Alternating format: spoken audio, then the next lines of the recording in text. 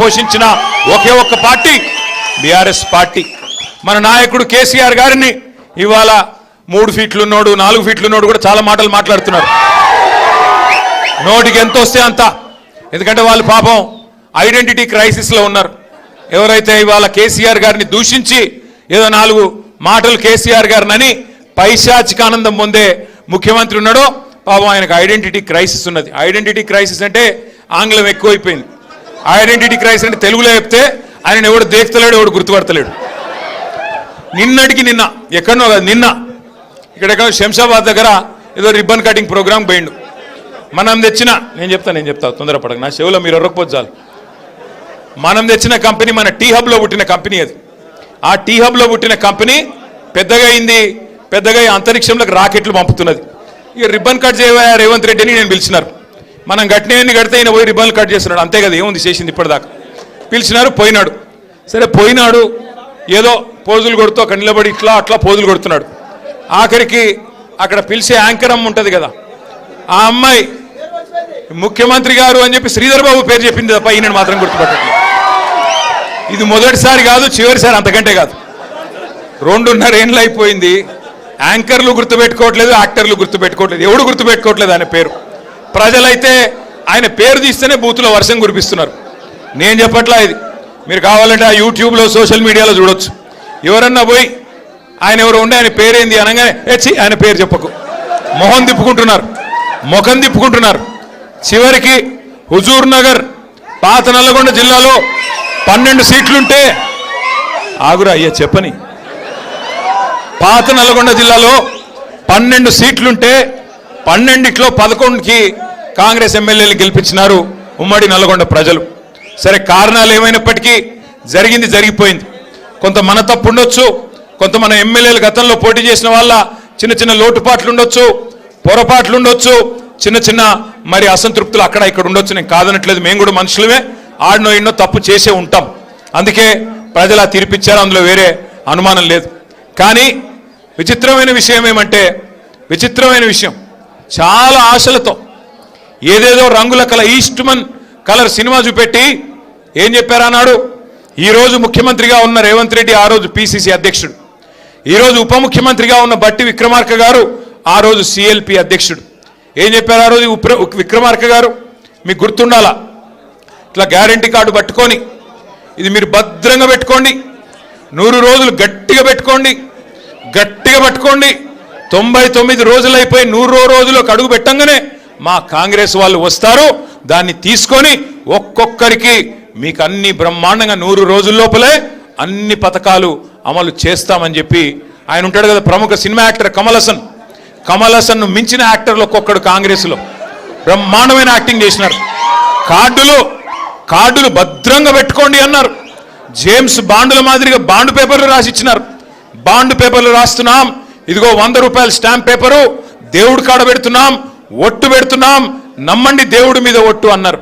ఎన్ని మాటలు చెప్తే ఇవాళ నేను అడుగుతా ఉన్నా బట్టి విక్రమార్క గారిని, భద్రంగా పెట్టుకోమంటివి కదా కార్డులు, భద్రంగా 100 రోజులు పెట్టుకోమంటివి కదా, మరి 1000 రోజులు అయ్యేందుకు వచ్చే ఇప్పుడు ఎక్కడ పెట్టుకోవాలా కార్డులు? మరి ఏం చేయాలా? ఇక ఎంత సిగ్గులేని నీతి మాలిన మనుషులంటే కాంగ్రెస్ నాయకులు. ఏమైందయ్యా, 100 రోజులు 6 గ్యారంటీలు అంటారు కదా, 420 హామీలు ఇస్తారు కదా, 13 డిక్లరేషన్లు చెప్తారు కదా, రైతులకు రైతు డిక్లరేషన్, ఎస్సీ ఎస్టీలకు ఎస్సీ ఎస్టీ డిక్లరేషను, బీసీలకు బీసీ డిక్లరేషను, మహిళలకు మహిళా డిక్లరేషను, యువజనులకు యువజన డిక్లరేషను, మైనారిటీలకు మైనారిటీ డిక్లరేషను, ఎంతొస్తే అంత 420 అడ్డమైన హామీలు, అభయహస్తం అనే పుస్తకం మీ మేనిఫెస్టో పెడితిరి కదా, ఏమైంది మరి 100 రోజుల ముచ్చట అని ముఖ్యమంత్రి గారిని అడిగితే ఆయన ఏమంటున్నాడు ఎరికేనా? ఎంత కండలు తిరిగిన వస్తాదైనా 3 నెలల్లో పిల్లలు పుట్టిస్తాడా అని మాట్లాడుతున్నాడు. సరే ముఖ్యమంత్రి గారు, నువ్వు చెప్పింది కరెక్టే, 3 నెలల్లో పిల్లలు పుట్టారు, ఓకే, మేము కూడా ఒప్పుకుంటాం, మాకు కూడా తెలుసు, కూర్చున్న వాళ్ళందరికీ తెలుసు, రాష్ట్రంలో అందరికీ తెలుసు. 3 నెలల్లో పిల్లలు పుట్టపోతే పర్వాలేదు, కానీ 30 నెలల్లో పిల్లలు పుట్టపోతే నిన్నేమనాలి? మరి ఏమనాలన్నా? నేను అనట్లేదు, 30 నెలలే ఇంకా నువ్వు చెప్పిన ఒక్క హామీ అమలు కాకపాయే, ఏమనాలి మరి నిన్ను? నేను అనలేదా, మళ్ళీ మీరు అనాల? నేనేమంటున్నా అంటే మాటలేమో ఆకాశాన్ని అంటే మాటలు డైలాగులు, సినిమా డైలాగులు చూస్తే మరి కింద పనేమో ఏమీ లేదు, హల్లికి హల్లి, సున్నకు సున్నా. ఇక మీ ఉత్తమ్ కుమార్ రెడ్డి గారు ఉన్నారు, 6.5 ఫీట్లో 7 ఫీట్లో ఉన్నాడు. ఏమి లాభం? ఆ కృష్ణా నీళ్లు తాగి బాగానే పెరిగిండు వాటంగా, కానీ ఏమి చేసిందేమి? అప్పట్లో డైలాగ్ కొట్టినాడు ఉత్తమ్ కుమార్ రెడ్డి, మీకు యాదికుండాలా? ఏమన్నాడు? నేను కేసీఆర్ని దించేదాకా గడ్డమే దియ్య అన్నాడు. నేను అప్పుడే చెప్పిన, గడ్డం పెంచుకుంటే సన్నాసులు కలిసిపోతావు, ఏమి కాదు నీతోనని. ఈరోజు ఏదో అబద్ధపు మాటలు చెప్పి ఇష్టం వచ్చినట్టు హామీలు ఇచ్చి అడ్డగోలుగా ప్రజల్ని భ్రమంలో పెట్టి తప్పిదారిన భాగ్యలక్ష్మి బంపడ్రా మాదిరిగా జాక్పాట్ కొట్టారు తప్ప మిమ్మల్ని నమ్మి జనాలు ఎవరు నిజాయితీగా ఓట్లు వేయలేదు, మోసపోయారు. ఇది వాస్తవం, నేను చెప్పట్లా. వాళ్ళ గ్రామాల్లో ఏ రైతునన్నా అడగండి, ఏ రైతు బిడ్డనైనా అడగండి, వాళ్ళే చెప్తున్నారు కాంగ్రెస్కు ఓటేసి తప్పు జరిగింది, తప్పు చేసినాము అని నల్గొండ జిల్లాలోని రైతన్నలు స్వయంగా వాళ్ళ నోటితో వారే చెప్తున్నారు తప్ప ఇది నా మాట కాదు. అట్లాగే ఇంకొక మాట నేను మీకు గుర్తు చేస్తా ఉన్నా. కాంగ్రెస్ పార్టీ నల్గొండ జిల్లాకి, ఉమ్మడి ఆంధ్రప్రదేశ్కి, ఈ దేశానికి దాదాపు 60 ఏళ్ల పాటు నాయకత్వం వహించింది. ఇటు రాష్ట్రంలో అటు కేంద్రంలో కాంగ్రెస్ పార్టీ ఉండే. 55-60 ఏళ్ళు నాయకత్వం వహించిన కాంగ్రెస్ పార్టీ 2014కు పూర్వం ఏం చేసిందయ్యా నల్గొండకి అంటే, ఒకవైపు మూసి నిండా మురికి నింపి ఒకవైపు గబ్బు లేపింది. మరొక వైపు మీ నల్గొండ జిల్లాలో దేవరకొండ కావచ్చు, మునుగోడు కావచ్చు, ఇంకా ఇతర ప్రాంతాలు కావచ్చు, మొత్తం ఫ్లోరోసిస్తో అస్తవ్యస్తం అయిపోయి దగ్గర లక్షలాది మంది మన పిల్లలు జీవోత్సవాల మాదిరిగా బొక్కల్లో మూలుగు చచ్చిపోయి చివరికి కాళ్ళు చేతులు వంకరగా పుట్టే ఒక దుస్థితి తీసుకొచ్చింది కాంగ్రెస్ పార్టీ. ఎన్నడూ మిర్యాలగూడ కానీ, సాగర్ కానీ, హుజూర్ నగర్ కానీ, కోదాడ కానీ, తుంగతుర్తి కానీ, సూర్యాపేట కానీ టైలెండ్ గ్రామాలకి ఎన్ఎస్పి ఉన్నా ఎన్నడూ టైలెండ్ గ్రామాలకి నీళ్లు కూడా ఇవ్వని పరిస్థితి కాంగ్రెస్ పార్టీది. అట్లాగే కరెంటు కష్టాలైతే నేను చెప్పే పని లేదు.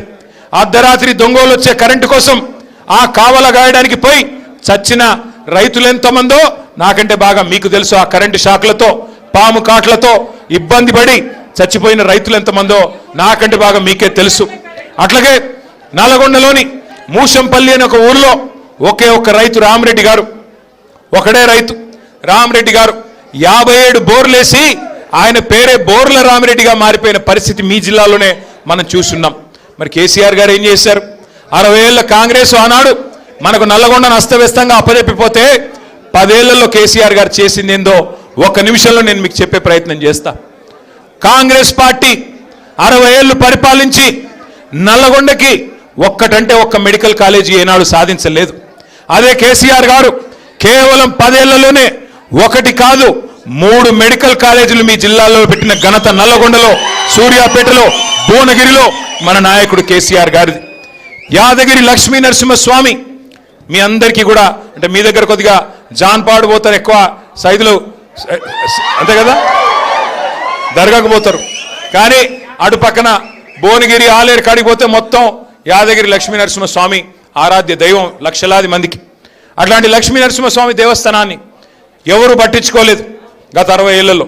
కానీ కేసీఆర్ గారు వచ్చిన తర్వాత 1800 కోట్ల రూపాయలతో ఇవాళ భారతదేశానికే తలమానికమైన ఒక అత్యద్భుతమైన పుణ్యక్షేత్రాన్ని మీ జిల్లాలో నిర్మాణం చేసింది కేసీఆర్ గారి ప్రభుత్వం. అట్లాగే మీ